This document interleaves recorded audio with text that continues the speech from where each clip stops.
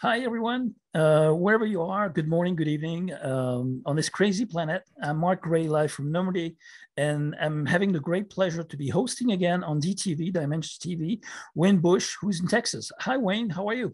Hey, Mark. How's it going? Good to talk Great. to you. Good to talk to you too. It's been a while, and you've been very active. I've seen a few of your shows, and you've written a couple of articles lately, and that's why I'm inviting you here today because we want your point of view on my show for the French people and English-speaking people who are watching the show on the afterlife witchcraft, which is basically creating our go-to world during our exit from the matrix.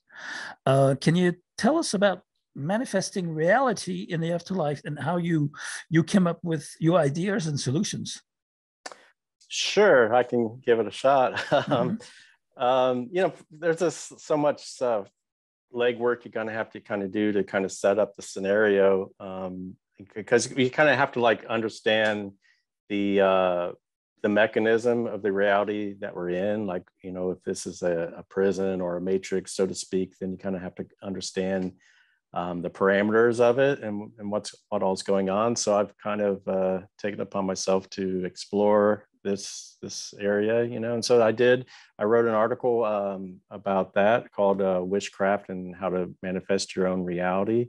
The one I wrote recently was about whether the white light of the near-death experience is an artificial intelligence or a hive mind computer. Let me see if I can pull up the article on the witchcraft. I got it like a little bit further down in my notes. Mm-hmm. Okay, here we go. So, first of all, I just want to say that I don't know for certain what happens when one dies. I mean, I don't think anyone does, in my opinion. And the contents of the article are just the findings of my many years of research into near-death experiences and other areas, OBEs and all kinds of them that have to do with the process of death and the afterlife. And so, I mean, previously I wrote an article called Why I Will Choose Not to Go to the White Light When I Die, which is kind of relevant too. And then another one on the so-called void of fullness and pure awareness. It's kind of like a cosmic womb of creation. So I think if one chooses not to go to the white light, and it's, because we're told constantly when you die, go to the light, go to the light. And, everyone's pretty much heard of the meme.